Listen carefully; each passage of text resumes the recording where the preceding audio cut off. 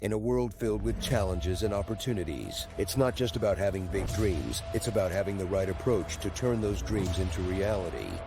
Whether you're navigating the competitive landscape of business or seeking personal growth, it's all about the approach. Welcome to our latest episode of The Approach. I'm excited to have our next guest on. He brings such a wealth of knowledge. I've got Professor M.S. Rao PhD. He is considered the father of soft leadership and the founder of MSR Leadership Consultants in India. He is an international leadership guru with 43 years of experience and the author of 53 books, including the award-winning See the Light in You. He's published over 300 papers and articles in prestigious international publications. He is a C-suite advisor and global keynote speaker. He brings a strategic eye and long-range vision given his multifaceted professional experience, including being in the military and the Indian Air Force, and teaching, training, research, consultancy, and philosophy. He is passionate about serving and making a difference in the lives of others. He trains a new generation of leaders through leadership education and publication, and his vision is to build 1 million students as a global leaders by 2030. Let's bring to the stage Professor Rao. Thank you, Dr. Davis, for this wonderful opportunity, and thank you for inviting me. It's indeed an honor to be interviewed by you. And thank you for let having me share. Let me share with my challenge to start with. I had a brain stroke, actually. That was a big challenge. I'm survivor of brain stroke in the year 2021. And I survived because of my positive psychology and because the power of subconscious mind. And I'm a late bloomer with AD and dyslexic, OCT, and add to that the brain stroke worsened my health. I was born into a toxic family and grew up in a toxic environment. I have mental challenges, physical challenges, and financial challenges. And I'm 61 years old. Despite all the challenges, I rose from the ashes like a phoenix. And I was backstabbed by my father-in-law, and I was backstabbed by my brother-in-law. So lots of challenges. But despite all the challenges, I am not giving up. And I was born to add some value and make a difference in the lives of others. That's awesome. Yeah, I have experienced my own challenges, and I know a lot of our audience has their own challenges. So I'm glad that you're able to come on and be able to share how you've overcome those things and been able to, as you said, rise from the ashes like a phoenix.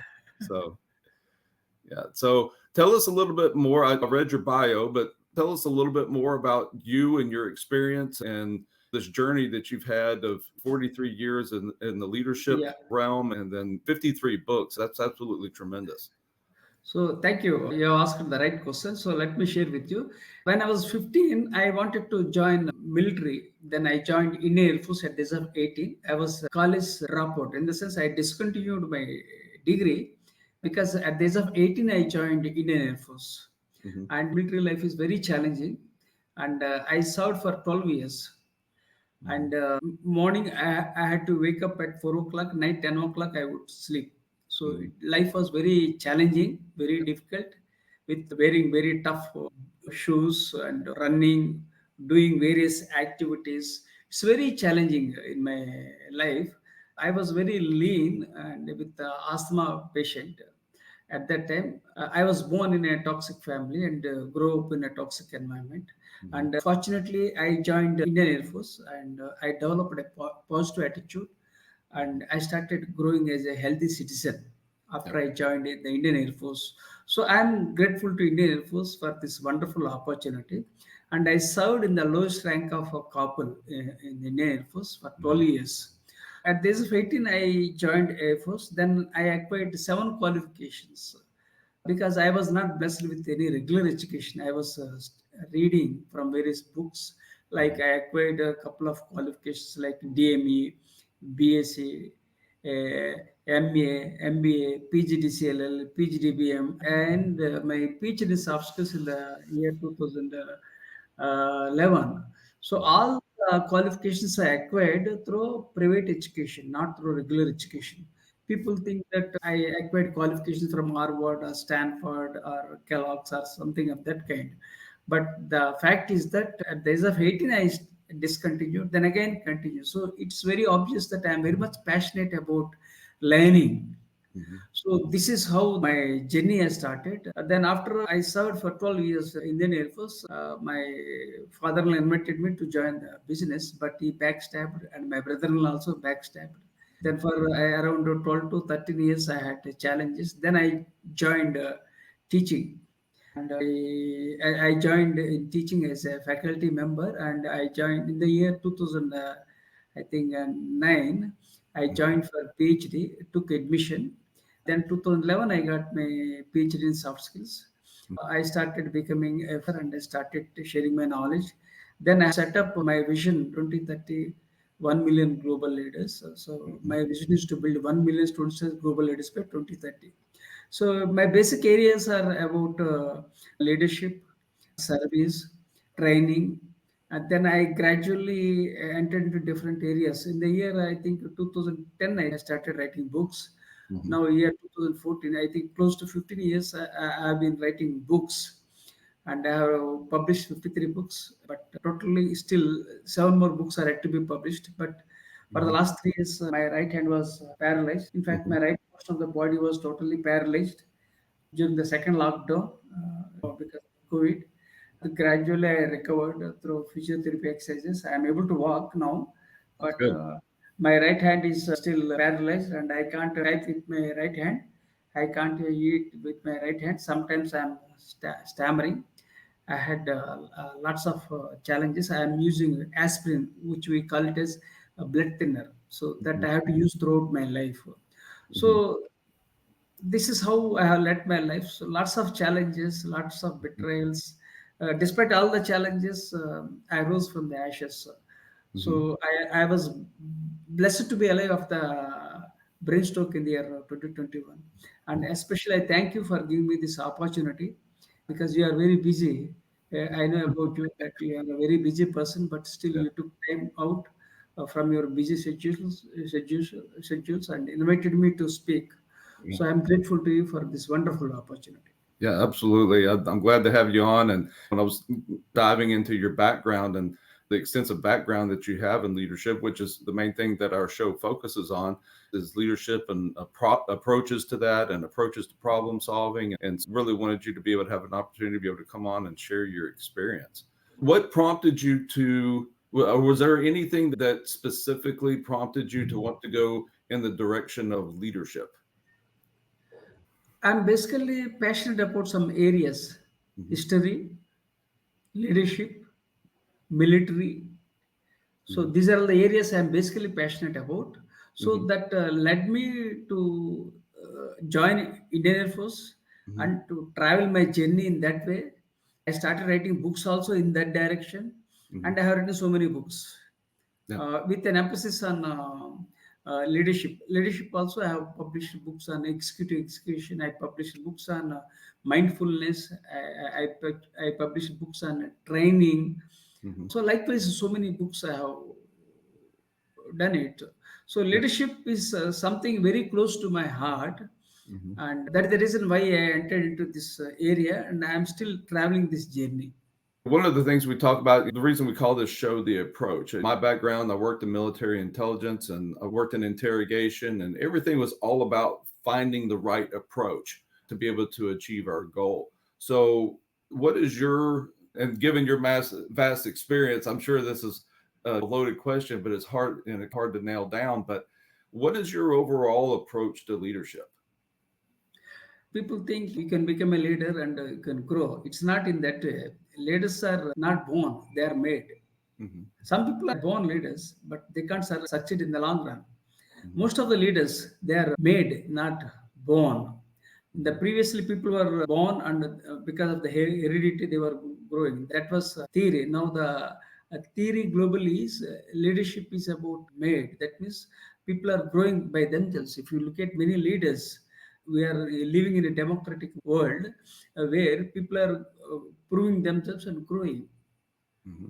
If you look at our Indian Prime Minister, Mr. Narendra Modi, Hmm. he was a tea seller, and I was also a tea seller. I was in a tea stall with my Hmm. father. I used to clean the dishes, everything. I used to make tea. So, when I was 15 to 18 years of age, I had that kind of life I led. And nowadays, our Honorable Prime Minister of India, he is also a leader. He started from the ground level. He was made as a leader, right? Leadership is something very close to my heart that passionates me very much. I admire the people like Barack Obama, but he also rose by himself, Yeah. right? We need to encourage leadership, irrespective of the areas, whether they are into military leadership or political leadership, economic leadership, whatever it is. We should encourage leadership, and because leadership means what happens, we are making a difference in the lives of others. So we should encourage leadership. That's what I strongly believe it. Yeah. So one of the things that really stood out is that you're considered the father of soft leadership. So could you explain what soft leadership is? This book is about military leadership. This book is about military, about historical leaders.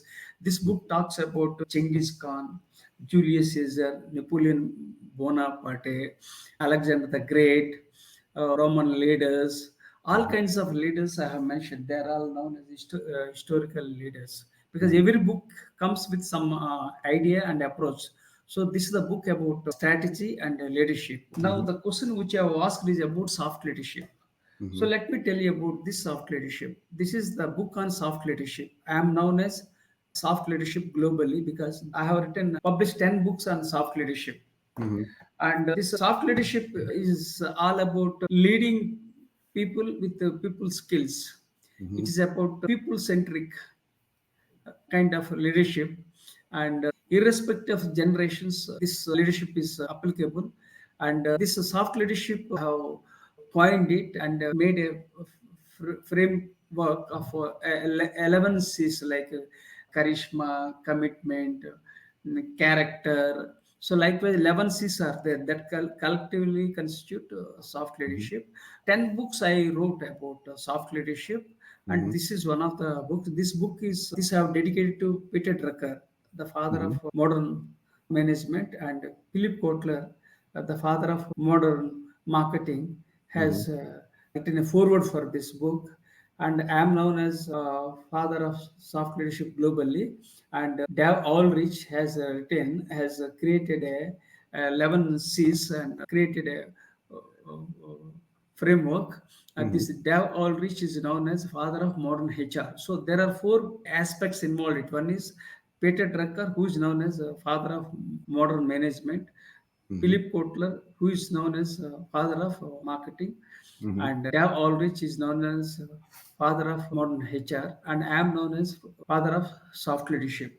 So why I started this soft leadership is that I earned my PhD in the year 2011. I started doing a PhD. Then I started doing about research and soft skills. Then after earning my soft skills, I coined leadership with soft skills.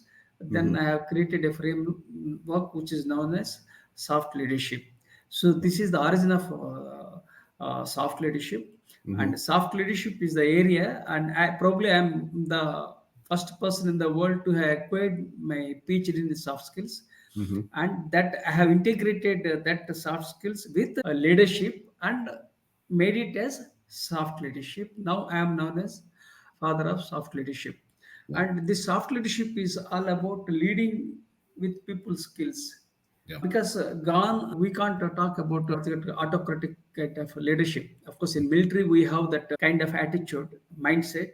But keeping military leadership aside, generally, we should emphasize more on soft leadership, which talks about people orientation, but not compromising task orientation. That is soft leadership, and this soft leadership is required for all generations.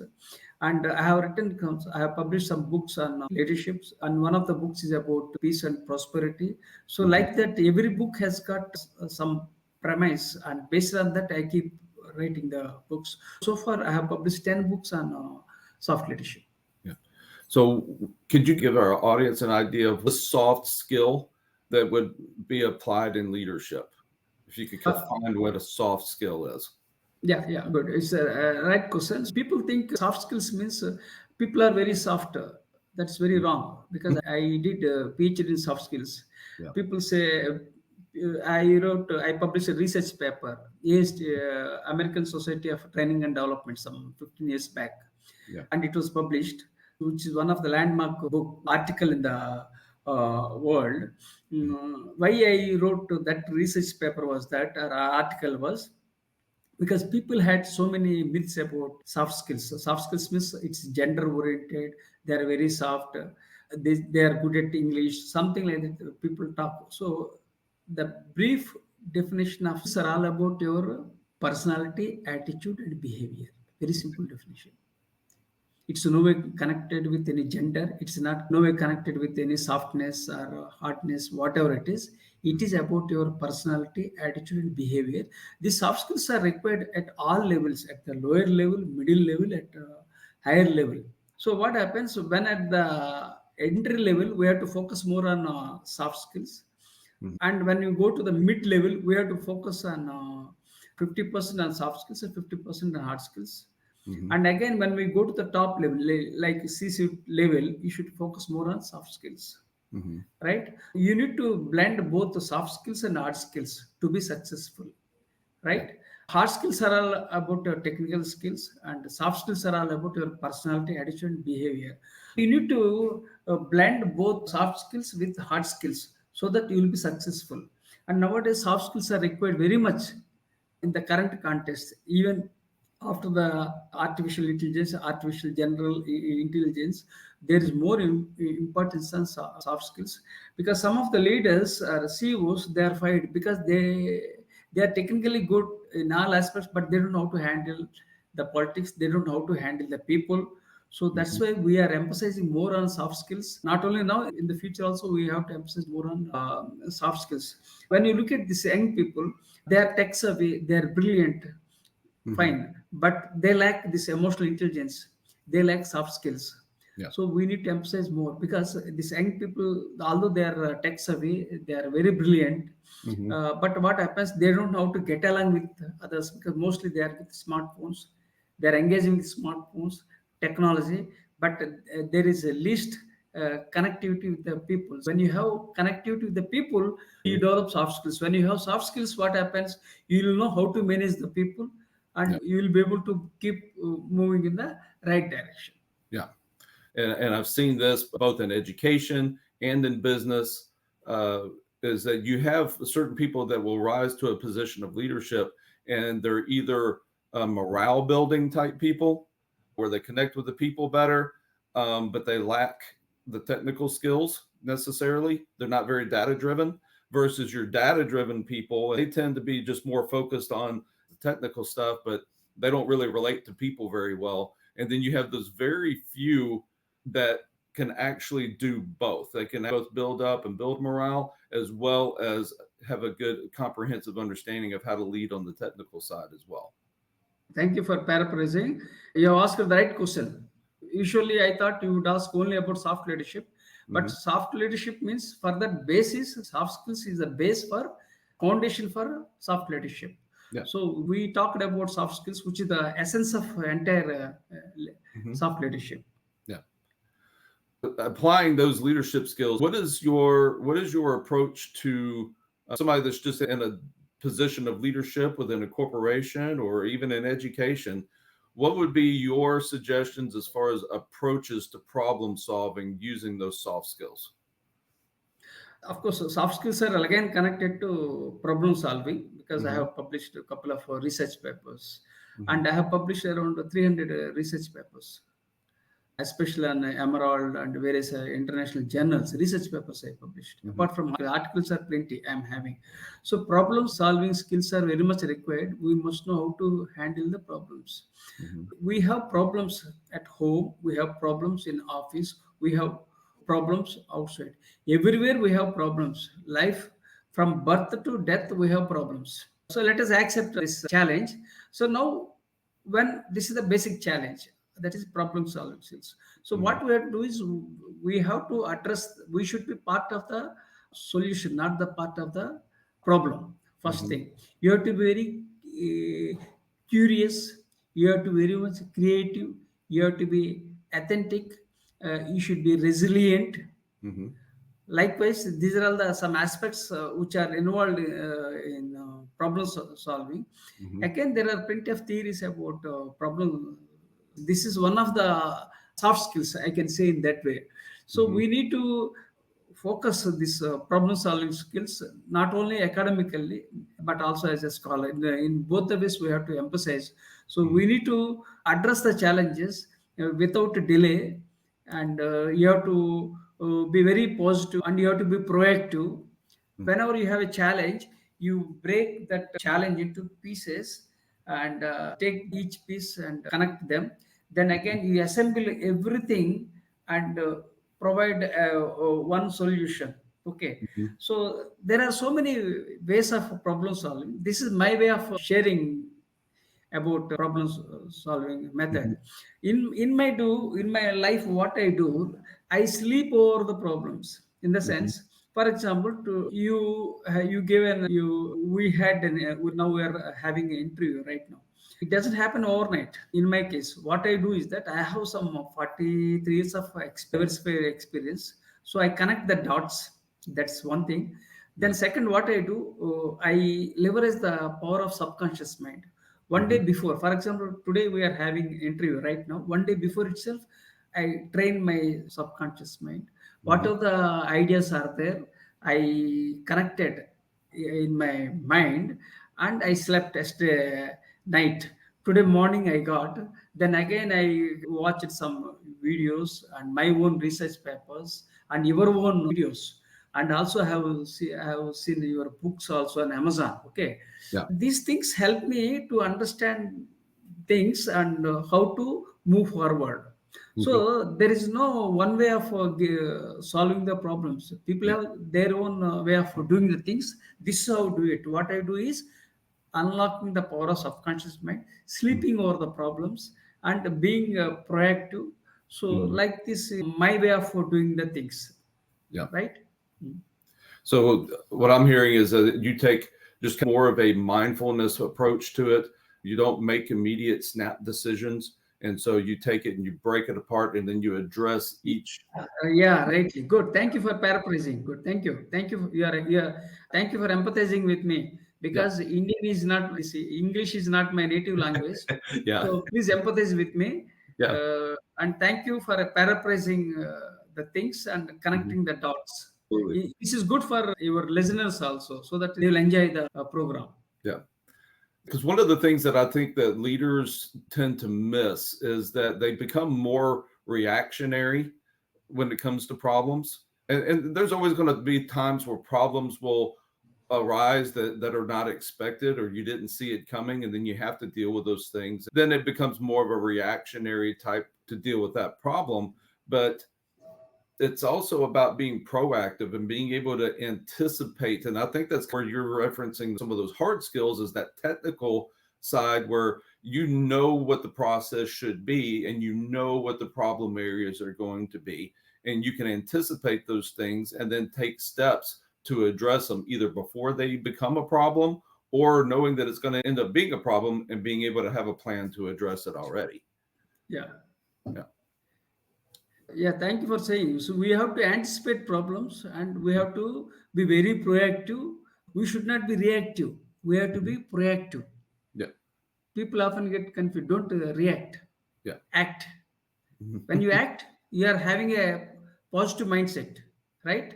So you have to act in a very positive way so that you can add value and make a difference. People often, what happens, they react very quickly. That should not be done. What you have to do is you have to be very cool, composed, and charismatic. This is Yeah. how you have to handle the problems. You have to be resilient. I think resilience is one of the areas. I think you also like it. Even I too like it. Mhm. Resilience is the one area I like it. And be stoic. Yeah. Stoicism is one thing. Again, I like it. Marcus Aurelius, Roman general, wrote a book on Stoicism. I liked it very much. Okay, so this, you have to be very stoic. You have to be resilient. So these are all the aspects which are involved in problem solving. Yeah. So when you do so, what happens? You don't react, you act with a very positive attitude. Yeah. But what happens? People usually react. We can't help because we are humans. Yeah. Sometimes we react, right? Even I used to react, but I slowed down after the brain shock. Yeah. Okay. After the brain shock, I have slowed down. Very, very sharp, very aggressive, because of my military food and background. I was very energetic. So Yeah. you have to be very positive and keep moving in the right direction. And you have to be very resilient in life. And you should never ever give up. Challenges do come up in life. Yeah. Every day is not. See, there is always a silver lining over the dark cloud. So problems are there. Problems will be there. We have to handle them, and we have to keep moving the right direction without reacting, but acting, and with a positive attitude, with a positive mindset. Yeah. Yeah.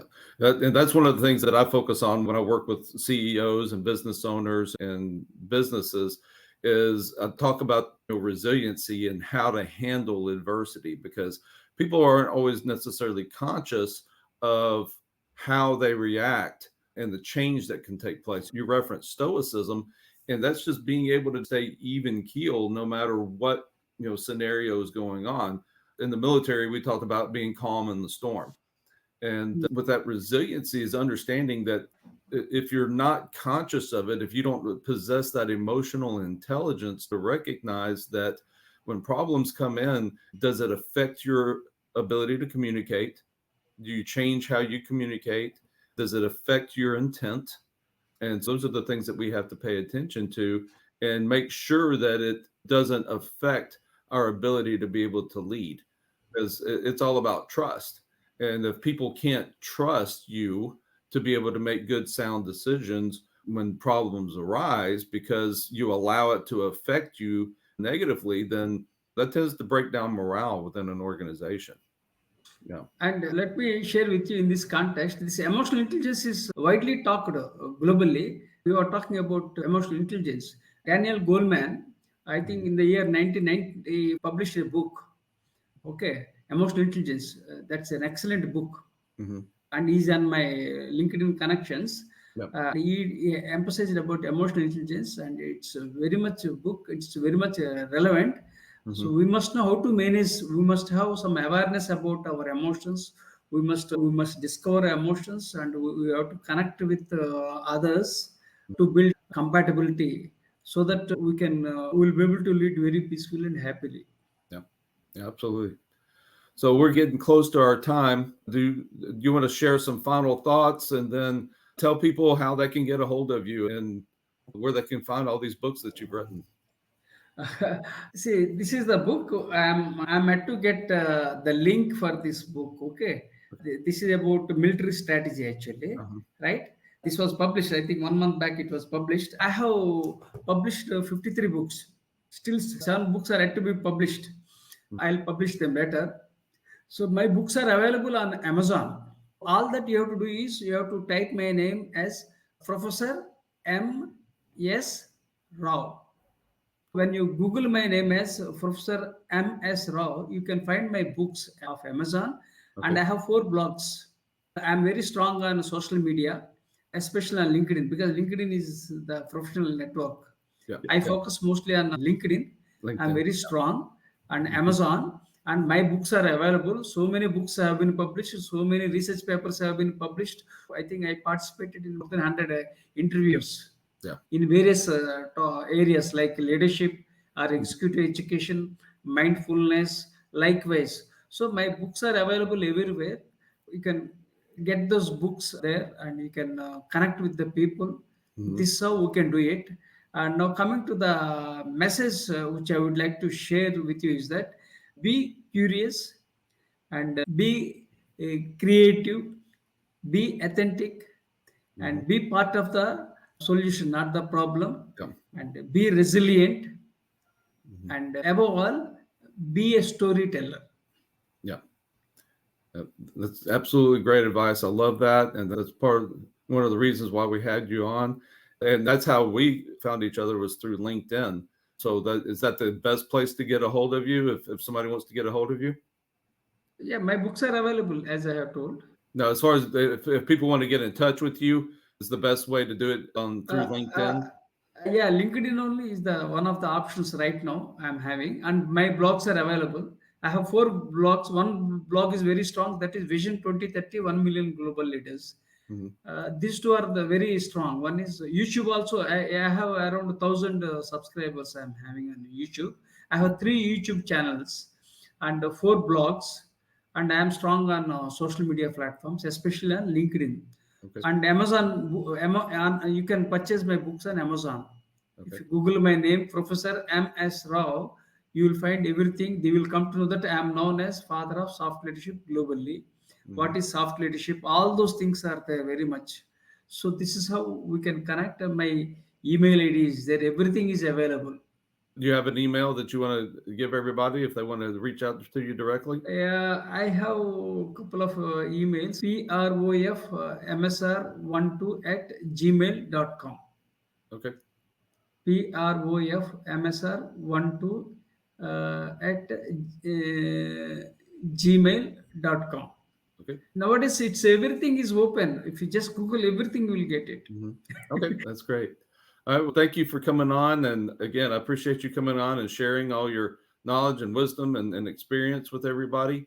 And everybody reach out to Professor Rao and find his books and engage yourself in all the information that he has out there. I'm actually really interested in your book strategy, so I'm going to get that one. And I love military history and military leadership, so I'm going to get that one and dive into that. I too have a French beard. Yeah. Shaved head. But only thing, you are very handsome, but I am not that handsome. But okay, fine. God has given me only this kind of features. Okay, fine. Yeah. So I'm very happy that we are connected because of the military background and in the same area of interest. And above all, I express my gratitude to you for giving me this wonderful opportunity. Yeah. Thank you for tuning in to this episode of The Approach. Please hit that like button and subscribe for the latest episodes. If you would like to be a guest or would like for Dr. McAllister to speak at your business or event, you can email him at info@drdavismcallister.com. You can also go to his website at drdavismcallister.com.